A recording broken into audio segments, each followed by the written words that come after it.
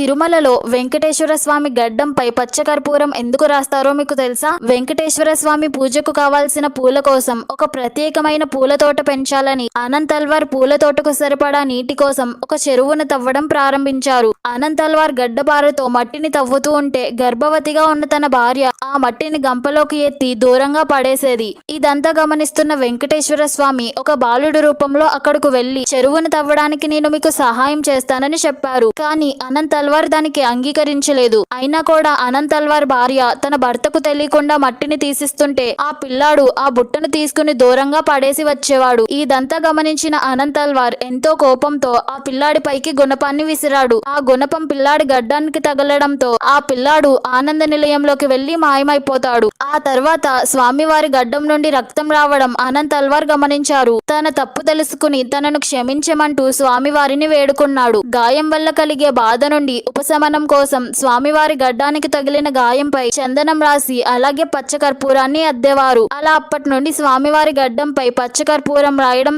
ఆచారంగా మారింది.